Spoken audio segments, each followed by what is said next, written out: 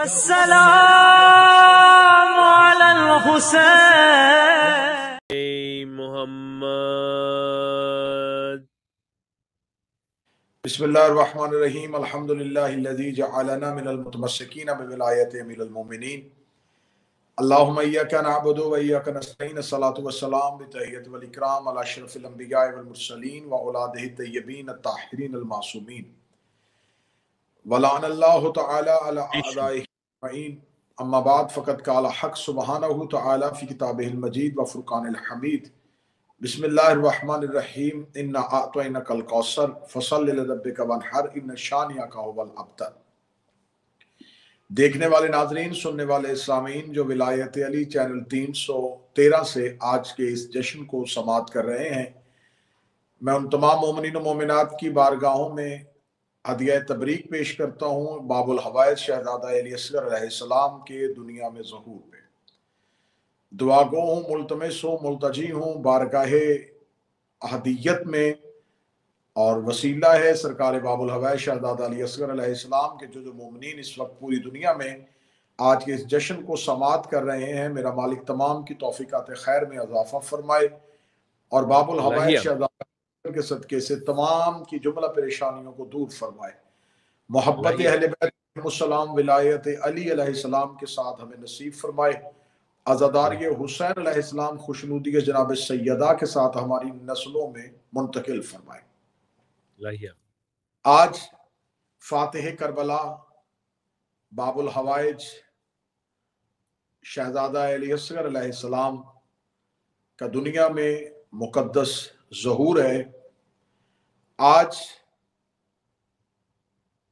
حسین کے قرآن کی سورہ کوثر کا نزول ہے۔ سبحان اللہ۔ آج اس شہزادے کا ظہور ہے کہ جو آل محمد علیہ السلام کے گھر میں اتنے آئمہ اور اتنے معصومین کے درمیان باب الحوائج ہے۔ جب بھی شہزادہ علی اصغر علیہ السلام پہ گفتگو ہوتی ہے، شہزادہ علی اصغر علیہ السلام پہ بولا جاتا ہے، اس شہزادے پہ لکھا جاتا ہے، تو باب الحوائج شہزادہ علی اصغر علیہ السلام کی سیرت کو ان کی کم سنی سے شروع کیا جاتا ہے اور ابتدا کی جاتی ہے کہ میرے شہزادہ جناب علی اصغر علیہ السلام کا جو سن مبارک ہے وہ 6 ماہ ہے۔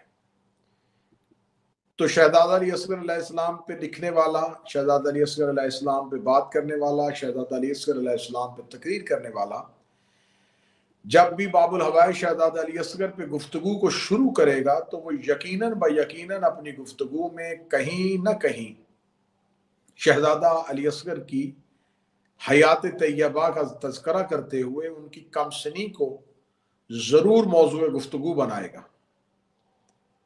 ان کا سن ماہ کہ یہ 6 ماہ کی ان کی ظاہری حیات طیبہ ہے، تو پوری کی پوری گفتگو جو ہے وہ کہیں نہ کہیں ان کی کم سنی کے تناظر میں ضرور ہوگی۔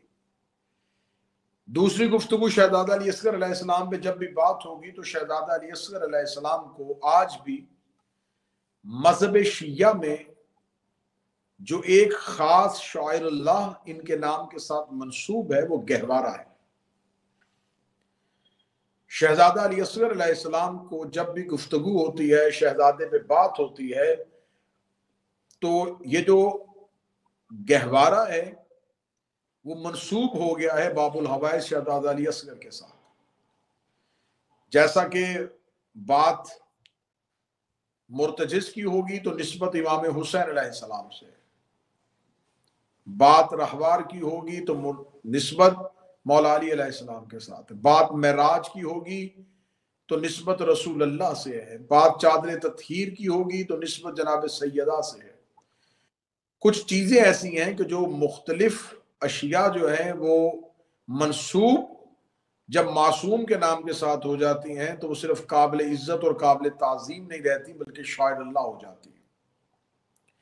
شہزادہ علی اصغر علیہ السلام کی فضائل اور مصائب میں جو لفظ بار بار استعمال کیا جائے گا، جس چیز کو بار بار بولا جاتا ہے، وہ گہوارہ ہے شہزادہ علی اصغر علیہ السلام۔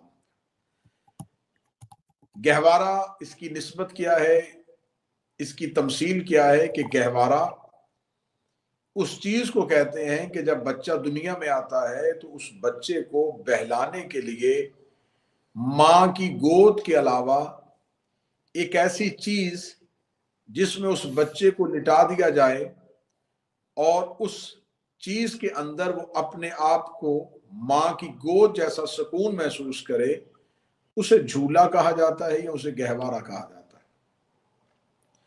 اب ہمارے ہاں یقیناً یہ چیزیں جو ہیں وہ جیسے جیسے مختلف قسم کی تہذیبیں سامنے آتی نہیں تو بعض چیزیں قدیم تہذیب سے جدید تہذیب میں داخل ہو جاتی ہیں۔ ہر دور میں تہذیبیں بدلتی ہیں، تہذیبوں کے ضابطے بدلتے ہیں، تہذیبوں کے بدلنے کے ساتھ مختلف اشیاء کی نوعیتیں بدلتی ہیں، لیکن کچھ چیزیں ایسی ہیں جو ہوتی قدیم تہذیب سے ہیں اور وہ بدل کے وہی جدید تہذیب میں آ جاتی ہے۔ آج میری گفتگو اسی لفظ پہ ہوگی کیونکہ فضائل و مصائب میں اس لفظ کو بار بار بولا جاتا ہے۔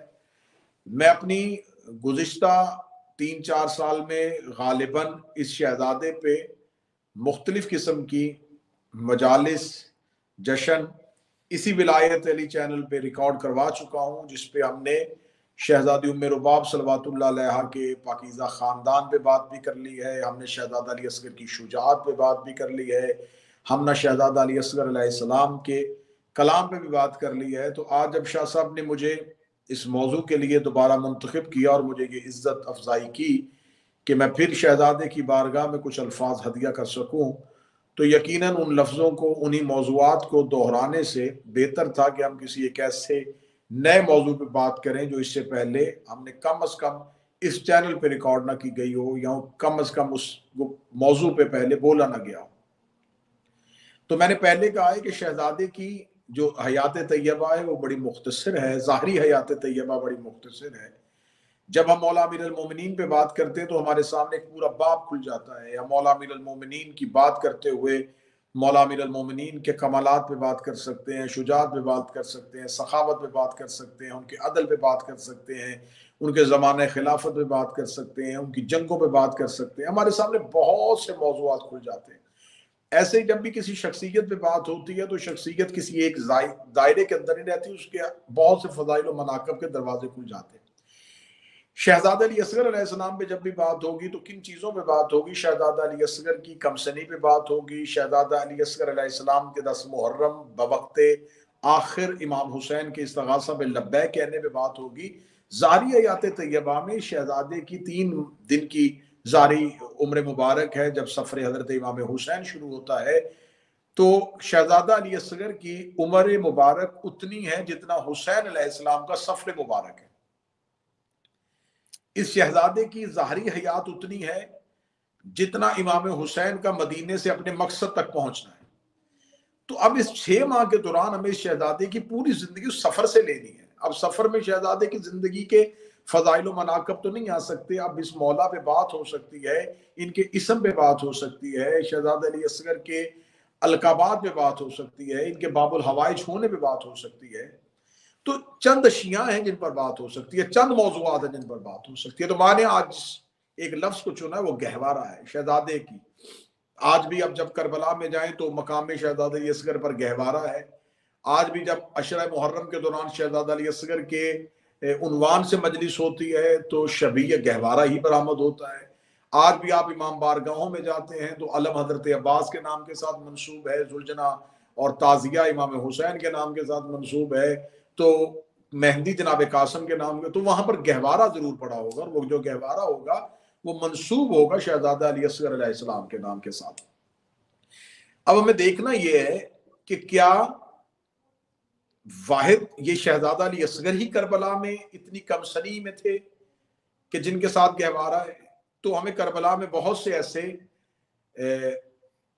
بچے ملتے ہیں جن کی ظاہری حیات تھوڑی ہے، مختصر ہے، اور ان کے ناموں کے ساتھ بھی گہوارہ مخصوص ہو سکتا تھا، منسوب ہو سکتا تھا، لیکن شہزادہ علی اصغر ہی کیوں؟ تو آئیے اب ہم اس لفظ گہوارہ کی گہرائی میں جانے کے لیے قرآن سے رجوع کرتے ہیں کہ آخر میں نے پہلے تھوڑی سی آپ کو اس کی تفصیل بتا دی کہ گہوارہ جو ہے یہ کہتے کسے ہیں، گہوارہ ہمارے ہاں استعمال کس پیرائے میں ہوتا ہے، گہوارہ شہزادے کے ساتھ منسوب ہے۔ اب لفظ گہوارہ جو ہے اس کو قرآن میں استعمال دیکھتے ہیں، لوگ ہم سے کہتے ہیں کہ ہم ذوالجناح کی عزت کریں گے، لیکن اگر آپ قرآن سے دکھائیں، ہم علم کی عزت کریں گے اگر آپ قرآن سے دکھائیں، ہم تعزیے کو چومیں گے اگر آپ قرآن سے دکھائیں۔ تو آئیے آج شہزادہ علی اصغر کے جشن میں ہم آپ کو گہوارہ قرآن سے دکھاتے ہیں، اور پھر آپ کے ضمیر پہ فیصلہ چھوڑتے ہیں کہ آپ قرآن سے گہوارہ سننے کے بعد پھر گہوارے کی تعظیم کریں گے یا نہیں کریں گے، گہوارے سے نسبت لیں گے یا نہیں لیں گے، گہوارے سے اپنی حاجات طلب کریں گے یا نہیں طلب کریں گے۔ سب سے پہلے جب ہم نے قرآن سے پوچھا کہ یہ گہوارہ جو ہے یہ قرآن میں کہیں کسی واقعے میں کسی قصے میں استعمال ہوا ہے، تو قرآن میں اللہ نے جو احسن القصص، جو قصوں میں سے بہترین قصہ بیان کیا ہے وہ حضرت یوسف کی کہانی ہے۔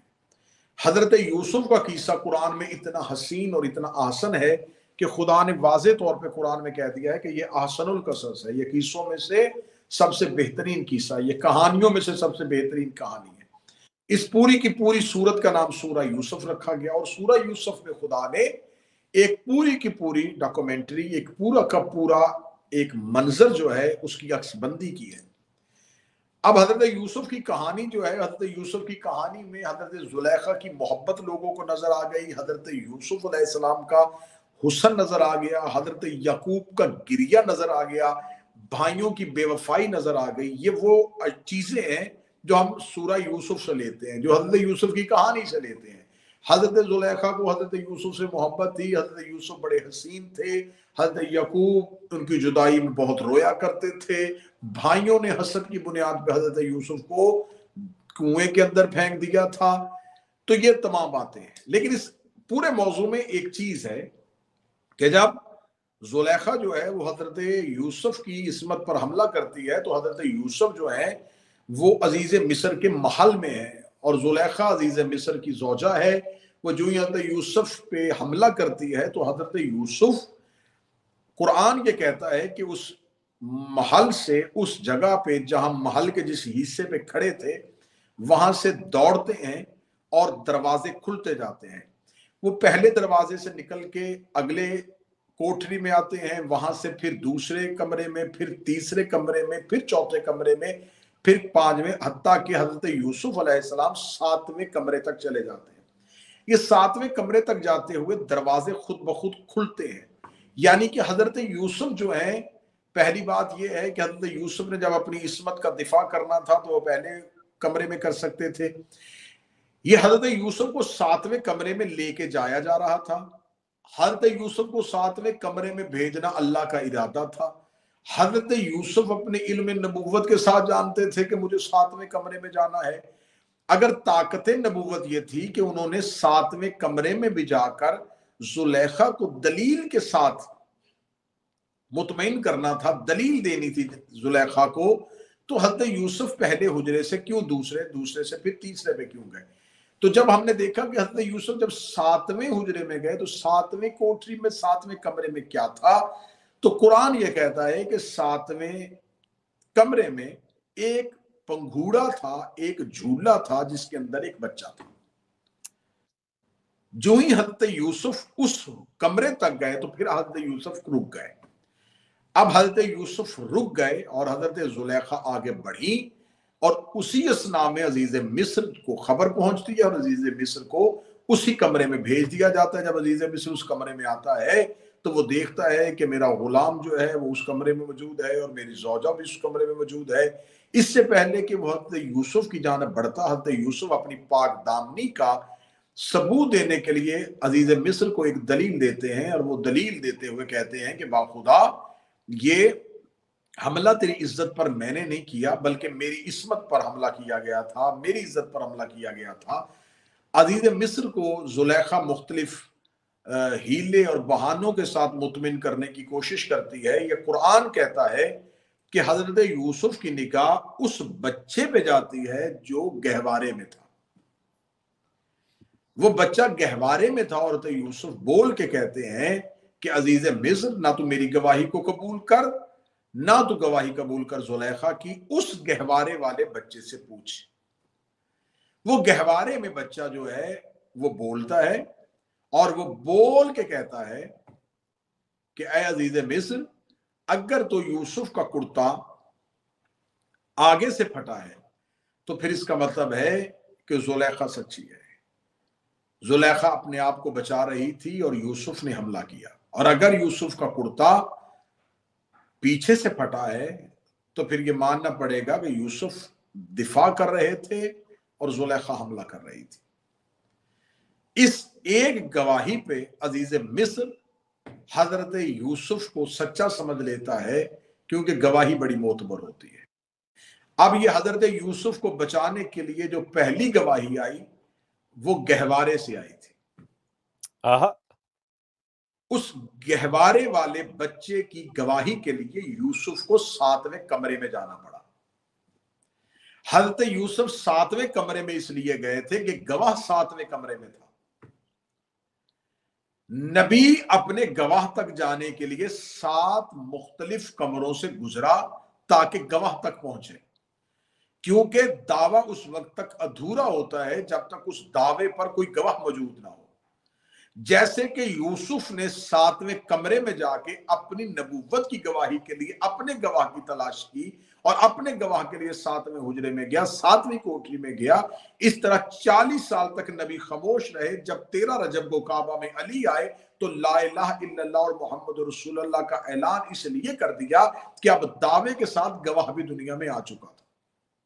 نعرہ حیدری علی علی مولا۔ اب قرآن میں پہلی گواہی استعمال ہوئی ہے وہ گہوارے سے ہوئی ہے، اور جس نے گہوارے میں گواہی دی وہ کون تھا؟ جس نے حضرت یوسف کی عزت اور عصمت کو بچایا تھا۔ یہ پہلی گواہی ہے جو حضرت یوسف کے لیے آئی۔ وہ بچہ کسی بستر پہ نہیں تھا، وہ زمین پہ کسی چمڑے کے بستر پہ نہیں لیٹا ہوا تھا، وہ بچہ یوسف نبی کے لیے بولا اور گہوارے سے بولا۔ اس کا مطلب ہے کہ قرآن نے ہمیں بتا دیا کہ حجت کو بچانے کے لیے ایک گواہی گہوارے سے آئی۔ جس نے حجت کو بچانے کے لیے گواہی دی وہ گہوارے میں تھا اور گہوارے سے اس نے گواہی دی۔ پہلی گواہی گہوارے سے آئی۔ اب قرآن سے پوچھتے ہیں کوئی اور گواہی گہوارے سے آئی ہو؟ قرآن کہتا ہے کہ جب حضرت مریم پہ، میں واقعات کو مختصر کروں گا تاکہ شہزادے پہ بات کی جا سکے، جب حضرت مریم پہ قوم نے الزام لگایا کہ مریم نہ تیری ماں ایسی نہ تیرا باپ ایسا، یہ بن شوہر کے بچہ کہاں سے آیا، تو قرآن کہتا ہے کہ حضرت مریم نے اس بچے کی طرف جو بچہ گہوارے میں تھا، مہد صبیہ، اس بچے کی طرف جو بچہ گہوارے میں تھا، گہوارے والے بچے کو مہد صبیہ کہتے ہیں، جو گہوارے میں بولے۔ حضرت مریم نے گہوارے کی طرف اشارہ کیا اور حضرت عیسیٰ نے بول کے کہا انی عبداللہ اتانی الکتاب وجعلنی نبیہ، میں اللہ کا عبد ہوں، کتاب لے کے آیا اور نبی بن کے آیا ہوں۔ حضرت مریم کی گواہی کون تھی؟ حضرت مریم وقت کی بطول، وقت کی طیبہ، وقت کی طاہرہ۔ حضرت مریم نے اپنی گواہی خود نہیں دی، اپنی گواہی فرشتے سے نہیں دلوائی۔ حضرت مریم نے اپنی گواہی کس سے دلوائی؟ جو گہوارے میں تھا۔ یوسف کی گواہی کہاں سے آئی تھی؟ گہوارے سے۔ حضرت مریم کی گواہی کہاں سے آئی؟ گہوارے سے۔ ان دونوں کی گواہیاں گہواروں سے آئی تھی۔ یوسف کے لیے بھی گواہی گہوارے سے آئی تھی، مریم کے لیے بھی گواہی گہوارے سے آئی تھی۔ جن کی گواہیاں گہوارے سے آئی تھیں ان دونوں کے لیے خدا نے پوری کی پوری سورت اتار کے ان کے ناموں کے ساتھ منسوب کر دی، سورہ یوسف اور سورہ مریم۔ یہ دونوں مکمل صورتیں ہیں اور ان دونوں کی گواہیاں گہواروں سے آئی ہیں۔ جن کی گواہیاں گہواروں سے آئیں اللہ ان کے آیتوں میں یاد نہیں کرتا، اللہ انہیں صورتوں میں یاد کرتا ہے۔ یہ دو گواہیاں گہوارے سے آ گئیں، پہلی گواہی وہ جو یوسف کے لیے دی گئی تھی اور دوسری گواہی وہ جو مریم کے لیے دی گئی تھی۔ مریم کا گواہ بھی گہوارے سے، یوسف کا گواہ بھی گہوارے سے۔ تیسری گواہی گہوارے سے کب آئی؟ کہ جب ابو جہل نے یہ فیصلہ کر دیا کہ ہم رسول اللہ صلی اللہ علیہ وآلہ وسلم کو معاذ اللہ نبوت کے اعلان سے روکیں گے، اور اب ابو طالب کے گھر میں ایک بچہ آ چکا ہے، تو اس نے اپنے ایک ساتھی، اپنے ایک صحابی کو ایک سانپ دے کے بھیجا رسول اللہ کی طرف کہ ابو طالب کے گھر میں جو بچہ آیا ہے، ہم اس سانپ کے ذریعے سے یہ فرق محسوس کریں گے کہ وہ بچہ، یہاں پر ایک لفظ کتابوں میں استعمال کیا جاتا ہے کہ اس سے پہلے وہ سانپ جو ہے وہ عربوں کے ہاں اسے معیار الولد کہتے تھے. وہ معاذ اللہ کہیں بھی کسی بچے کو دیکھنا ہو کہ یہ حلال زادہ ہے یا نہیں ہے تو سانپ کے ذریعے سے. پہلی بات تو مجھے یہ بتائیں کہ عربوں میں اسلام آنے سے پہلے حلال زادہ تھا کون؟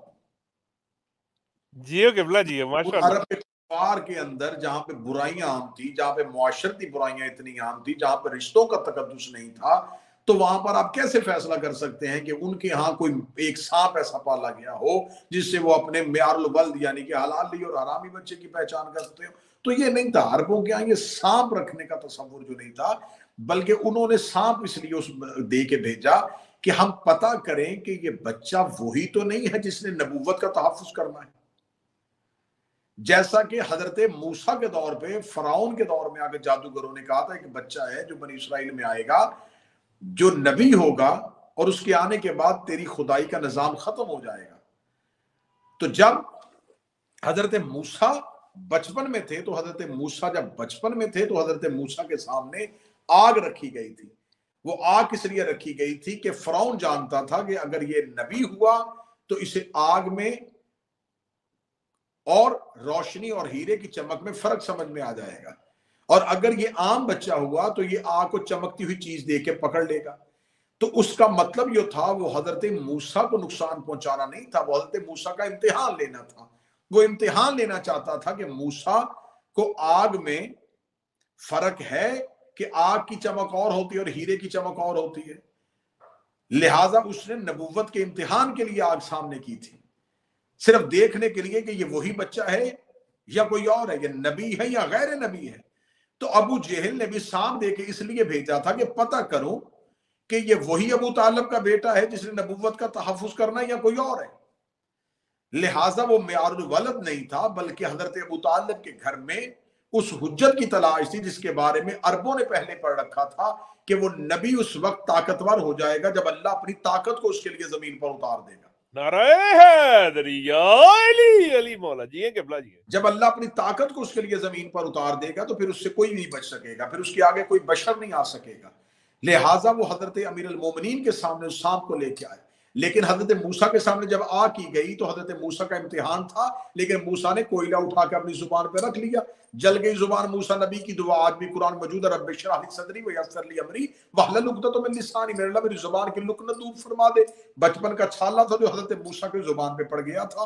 حضرت موسیٰ کا امتحان تھا لیکن آگ اٹھانی پڑی، کیونکہ حضرت موسیٰ ہیرا اٹھا لیتے، حضرت موسیٰ آگ کی طرف ہاتھ نہ اٹھاتے اور ہاتھ پیچھے کر لیتے تو یقیناً فرعون سر تن سے جدا کر دیتا کہ یہ تو وہی بچہ ہے. تو حضرت موسیٰ نے اپنی نبوت کا امتحان دیا آگ اٹھا کے، ابراہیم نے امتحان دیا آگ میں کود کے، حضرت یوسف نے امتحان دیا تھا کنویں کے اندر جا کے، حضرت یونس نے امتحان دیا تھا مچھلی کے پیٹ کے اندر جا کے. ہر نبی جانتا تھا کہ سامنے امتحان ہے، لیکن آگ اٹھانی پڑ گئی تھی، چھری کے نیچے آنا پڑ گیا تھا، آگ میں کودنا پڑ گیا تھا، کنویں کے اندر جانا پڑ گیا تھا. تو ہر نبی نے اپنے امتحان کے لیے اس کام کو پورا کیا. لیکن جب علی کے سامنے اس نے ابو جہل نے اپنے ایک شخص کے ذریعے سانپ کو بھیجا تو امیر المومنین نے اس اجدر کے منہ میں اپنے انگوٹھوں کو ڈالا اور اسے 2 برابر حصوں میں تقسیم کر دیا. جو امتحان میں اپنے آپ کو بچا کے اپنے دین کو دنیا تک پھیلائے اسے نبی کہتے ہیں، اور جو امتحان کے نظام کو توڑ کے اپنی طاقت کو کافر سے منوائے اسے علی کہتے ہیں. نعرہ حیدری یا علی علی علی مولا جی. اب یہ جو مولا امیر المومنین نے جو بچپن میں اجدر کو 2 حصوں میں چیر کے نبی کی نبوت پر گواہی قلم کی تھی اور یہ بول کے کہا تھا اشہد ان لا الہ الا اللہ، میں گواہی دیتا ہوں کہ اللہ ایک ہے اور یہ محمد اللہ کا رسول ہے اور میں اس کا ولی ہوں، تو یہ گواہی بھی گہوارے سے آئی تھی. جو مولا امیر المومنین نے اجدر کو 2 حصوں میں تقسیم کیا تھا، اس سانپ کو 2 حصوں میں تقسیم کیا تھا، وہ کہاں سے کیا تھا؟ بستر سے نہیں، گود سے نہیں، گہوارے سے. پہلا گہوارہ قرآن میں یوسف نبی، دوسرا گہوارہ قرآن میں حضرت عیسیٰ، تیسرا گہوارہ مولا امیر المومنین کا جو نبوت کی گواہی کے لیے اجدر کو 2 حصوں میں برابر تقسیم کر دیا. آئیے آگے بڑھتے ہیں، گہوارہ آگے کہاں چلا. پھر اگلا گہوارہ ہے حسین ابن علی کا. جب حسین ابن علی 3 شعبان کو زمین پہ اتر آئے تو خدا نے آسمان سے فطرس فرشتے کو زمین پر بھیج دیا تھا. فطرت فرشتے نے اپنے پروں کو امام حسین کے پاؤں کے تلووں سے مس نہیں کیا. فطرت فرشتے نے اپنے پروں کو امام حسین علیہ السلام کے جسم کے کپڑے سے مس نہیں کیا. فطرت فرشتے نے اپنے پروں کو مس کیا تھا حسین ابن علی کے گہوارے سے جھولے سے مس کیا تھا. اے میرے مولا حسین اتنا دور سے آیا ہے, اپنا ہاتھ اٹھا کے اس کے پروں کو لگا دے. اگر حسین ہاتھ اٹھا کے پروں کو لگا دیتے تو آج مولوی کے پاس دلیل بن جاتی کہ جب تک حسین تھے تب تک شفا ملتی رہی, جب تک حسین تھے تب تک شفا ہوتی رہی. اب حسین بھی چلے گئے, شفا بھی چلی گئی, خدا نے نظام بدل دیا. خدا نے کہا نہ حسین کا ہاتھ لگے گا نہ حسین کا کپڑا لگے گا, حسین کے گہوارے سے مس کرو تاکہ وہ دنیا کو بتاؤ جو چیز حسین کی ہو جائے اس سے شفا ملتی ہے. لبیک یا حسین, اللہم صلی اللہ محمد علیہ محمد. جی قبلہ جی, ماشاء اللہ. جس چیز کی نسبت امام حسین سے ہو جائے اس سے شفا ملتی ہے. تو جو فطرس کو پر ملے تھے وہ حسین ابن علی کے ہاتھ سے نہیں, حسین ابن علی کے گہوارے سے ملے تھے. 4 گہوارے میں نے آپ کے سامنے پڑھ دیے. پہلا گہوارہ جس نے یوسف کی گواہی دی, دوسرا گہوارہ عیسیٰ جس نے مریم کی گواہی دی, تیسرا گہوارہ علی ابن ابی طالب کا جس نے نبوت محمدی کی گواہی دی, چوتھا گہوارہ حسین ابن علی کا جس نے اپنے باب الحوائج ہونے کی اور توحید کے مظہر ہونے کی گواہی دی. 4 گہوارے پڑھے میں نے آپ کے سامنے. پہلا گہوارہ وہ عزیز مصر کے محل کا بچہ جس نے یوسف کو بچایا تھا, اس نے صرف یوسف بچایا, بس یوسف بچایا. دوسرا گہوارہ حضرت عیسیٰ کا, صرف مریم کو بچایا. تیسرا گہوارہ علی ابن ابی طالب کا, نبی کی نبوت کو بچایا. چوتھا گہوارہ حسین ابن علی کا جس نے فطرس کو بچایا. 5واں گہوارہ ہے حسین کے بیٹے علی اصغر کا, اللہم صلی اللہ محمد علیہ محمد, جس نے مصر کے دربار میں صرف یوسف بچایا تھا. ایک نے صرف مریم کو بچایا, ایک نے صرف نبوت کو بچایا, ایک نے صرف فطرس کو بچایا. یہ 4 گہوارے وہ ہیں جنہوں نے اپنے دور میں گہواروں سے گواہیاں دی تھیں, لیکن اس دور کی حجتوں کو بتایا تھا, اس دور کے نبیوں کو بچایا تھا, اس دور کے حاجت طلب کرنے والوں کو بچایا تھا. آج دنیا میں جب بھی گہوارے کا لفظ آتا ہے نہ عزیز مصر کے محل کا بچہ ذہن میں آتا ہے, نہ ہی حضرت عیسیٰ ذہن میں آتا ہے, نہ ہی علی ابن ابی طالب ذہن میں آتے ہیں, نہ حسین ابن علی ذہن میں آتے ہیں. 2 گواہیاں قرآن میں موجود ہیں, 2 گواہیاں تاریخ میں موجود ہیں. یوسف کے دور کا بچہ جس نے یوسف کی گواہی گہوارے سے دی تھی قرآن میں موجود ہے. حضرت عیسیٰ نے گواہی گہوارے سے دی تھی قرآن میں موجود ہے. حضرت امیر المومنین نے گواہی گہوارے سے دی تھی تاریخ میں موجود ہے. حسین ابن علی نے فطرس کو پر گہوارے سے دیے تھے تاریخ میں موجود ہے. لیکن آج دنیا میں گہوارے کا لفظ آتے ہوئے ہی نہ ہی دنیا میں کوئی بندہ اس ششوپن کا شکار ہوتا ہے کہ یہاں عزیز مصر کے محل کا بچہ مراد ہے, یہاں عیسیٰ مراد ہے, یہاں علی ابن ابی طالب مراد ہے, یہاں حسین ابن علی مراد ہے.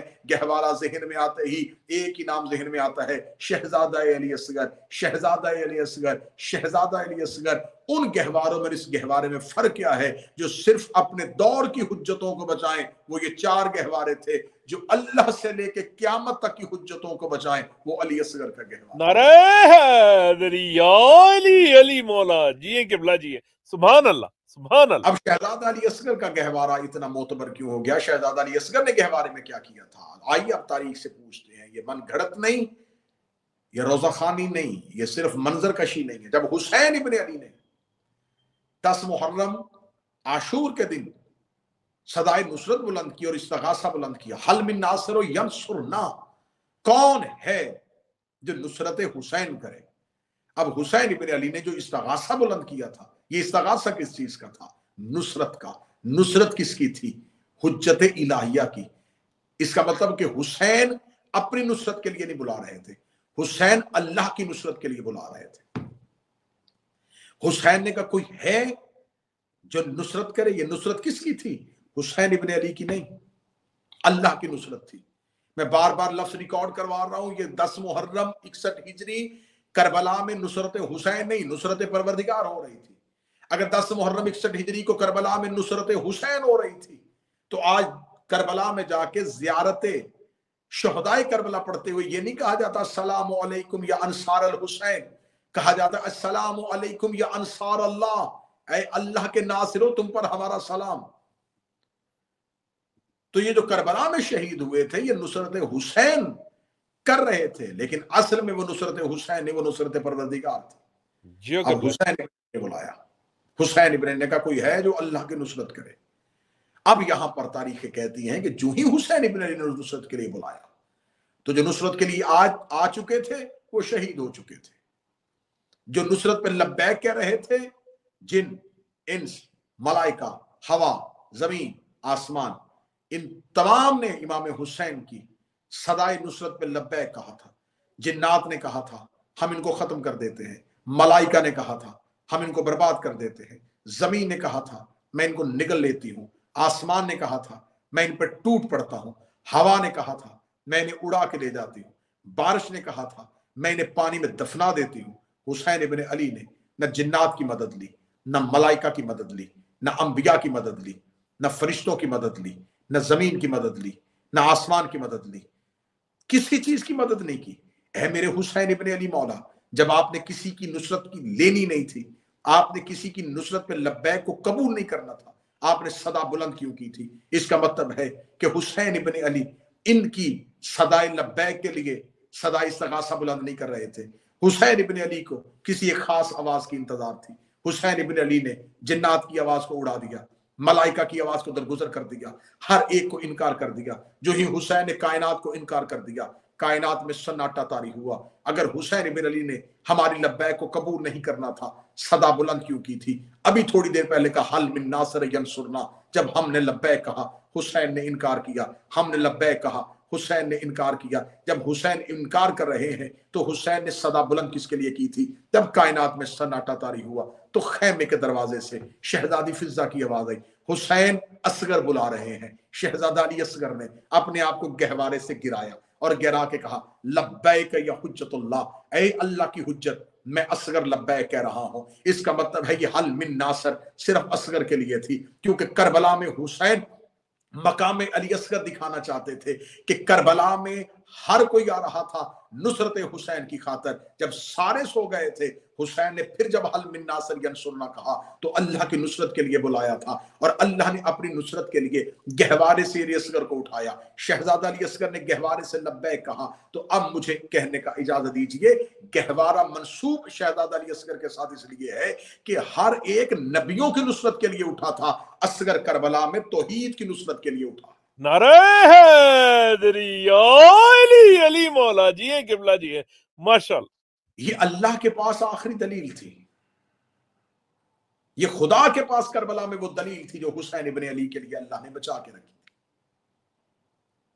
شجاعت عباس پروردگار کی دلیل کا نام ہے، حسن علی اکبر اللہ کی دلیل کا نام ہے. یہ تمام دلائل پروردگار تھے جو نصرت حسین کے لیے خدا نے دیے. علی اصغر توحید کی وہ سب سے آخری اور محکم دلیل تھی کہ شہزادے علی اصغر کی لبیک کے بعد کربلا خاموش ہو گئی. اب جشن شہزادہ علی اصغر میں مجھے یہ جملہ عرش پہ بیٹھ کے کہنا چاہیے تھا کہ حسین کی لبیک کے بعد کربلا کو کسی کی مدد کی ضرورت ہی نہ رہی. بے شک اتنی وزنی لبیک کہی شہزادہ علی اصغر نے کہ 9 لاکھ کے سامنے 6 ماہ کا شہزادہ نصرت پروردگار کے لیے اپنے آپ کو گہوارے سے گرایا. اب یہاں لفظ گہوارہ استعمال ہوا. اب شہزادہ علی اصغر کا گہوارہ ہے نصرت پروردگار کے لیے. یہ گہوارہ نہیں تھا، یہ اللہ کے گواہوں کی مسند تھی. جیسے کہ منبر مسند ہے امام کی، تخت جگہ ہے خلیفہ کے بیٹھنے کی، گہوارہ جگہ ہے اللہ کے گواہوں کی. سبحان اللہ. تو جو اللہ کے گواہوں میں سب سے آخری گواہ آیا وہ علی اصغر ہے. لبیک یا حسین، لبیک یا حسین، اللہم صلی اللہ محمد وعلی محمد. یہ تخت تھا گواہوں کا جو چلتا چلتا چلتا جس کے مسند نشین شہزادہ علی اصغر ہو گئے. شہزادہ علی اصغر نے گواہی دی اور گواہی دینے کے بعد 9 لاکھ کے سامنے اللہ کی آخری دلیل کو پیش کر دیا یہ 9 لاکھ کے سامنے کربلا کی آخری دلیل تھی، کیونکہ میں نے پہلے کہا تھا ابتدا میں شہزادے کی زندگی اتنی مختصر ہے کہ ہمیں فضائل کے لیے گوشوں اور کونوں میں سے فضائل کو ریت کرنا ہے۔ اس سے پہلے حسین ابن علی کے لیے حسین ابن علی کی اولاد ناصر حجت بن کے نکلی۔ حضرت علی اکبر نے کہا بابا میں نصرت کرنا چاہتا ہوں، حسین نے کہا عقاب پہ سوار ہو جائے، عباس نے کہا میں مدد کرنا چاہتا ہوں، فرمایا اشل پہ سوار ہو جائے، جناب اون نے کہا میں نصرت پروردگار کرنا چاہتا ہوں، فرمایا اپنی سواری نور پہ سوار ہو جائے، محمد نے کہا فرمایا اپنے گھوڑے مبارک پہ سوار ہو جائے۔ ہر ایک کو حسین نے میدان جنگ میں بھیجا ان کی سواریوں پہ۔ اللہ جانے کس بڑی عظیم سلطنت کا بادشاہ تھا شہزادہ علی اصغر، جس کی سواری حسین ابن علی تھے۔ اللہم صلی اللہ محمد وعلی محمد۔ یہ شہزادہ مولا حسین کے ہاتھوں پہ سوار ہو کے مقتل کی طرف بڑھا۔ شہزادہ علی اصغر کی سواری ہے حسین ابن علی کے ہاتھ۔ حسین ابن علی کی سواری ہے مصطفیٰ۔ مصطفیٰ کی سواری ہے براق، اور براق کی منزل ہے معراج۔ جو معراج پہ رسول کو پہنچائے اسے براق کہتے ہیں، جس پہ بیٹھ کے رسول جائے اسے، جو براق پہ سوار ہو اسے مصطفیٰ کہتے ہیں، جو مصطفیٰ پر سوار ہو اسے حسین کہتے ہیں، جو حسین کے ہاتھوں پر سوار ہو اسے علی اصغر کہتے ہیں۔ نعرہ حیدری، علی علی مولا، علی مولا۔ میں لفظ بدلتا ہوں، جو براق پہ سوار ہو کے معراج پہ جائے اسے مصطفیٰ کہتے ہیں، جو حسین پہ سوار ہو کے پروردگار سے ملے اسے علی اصغر کہتے ہیں۔ اللہم صلی اللہ محمد وعلی محمد۔ جی قبلہ، یہ دنیا کا اصول ہے، جتنا بڑا بادشاہ ہوگا اتنی بہترین سواری ہوگی۔ یہ لفظ میرے نہیں ہے، یہ لفظ کسی شاعر کے نہیں ہے۔ حسن و حسین رسول کے کاندھوں پہ سوار تھے۔ یا مدینے کی گلی میں ایک شخص آیا اور اس نے کہا حسنین سواری کتنی اچھی ہے۔ رسالت امام نے اہل سنت کتابوں میں لکھا ہے، رسالت امام نے کہا یہ کیس سوار کتنے اچھے۔ اس کا مطلب ہے سواری رسول تھی، لیکن رسول نے کہا نہیں، سواری معتبر ہے سوار کی وجہ سے۔ یہ لفظ کسی شاعر نے ایک ربائی میں استعمال نہیں کیا، کسی خطیب نے تقریر میں استعمال نہیں کیا، رسول اکرم نے حدیث میں استعمال کیا۔ جب ایک صحابی نے کہا سواری کتنی اچھی ہے، فرمایا سواری نہ دیکھ سوار کتنے اچھے ہیں۔ اس کا مطلب ہے سواری کی نسبت سوار کی وجہ سے ہوتی ہے۔ جب سوار بیٹھتا ہے تو سواری معتبر ہو جاتی ہے۔ ویسے تو ہر شخص سواریوں میں بیٹھتا ہے، لیکن ہر ایک کا گھوڑا مرتجز نہیں بنا، ہر ایک کا گھوڑا اشل نہیں بنا، ہر ایک کا گھوڑا عقاب نہیں بنا۔ اکبر تھے تو گھوڑا عقاب ہو گیا، عباس تھے تو گھوڑا اشل ہو گیا، حسین تھے تو گھوڑا مرتجز ہو گیا۔ اس کا مطلب سوار سواریوں کی نسبت و فضائل بدل دیتے ہیں۔ اس کا مطلب ہے کہ اب ہم نے کربلا سے یہ نہیں لینا کہ یہ اصغر کا نصیب تھا کہ وہ حسین پہ سوار تھے، یہ حسین کا نصیب تھا کہ اصغر ان کے ہاتھوں پہ سوار۔ لبیک یا حسین، لبیک یا حسین، نعرہ حیدری یا علی، اللہم صلی اللہ محمد وعلی محمد۔ دشمنان اہل بیت پر لعنت بے شمار، جو نہ کرے اس پر بھی لعنت بے شمار۔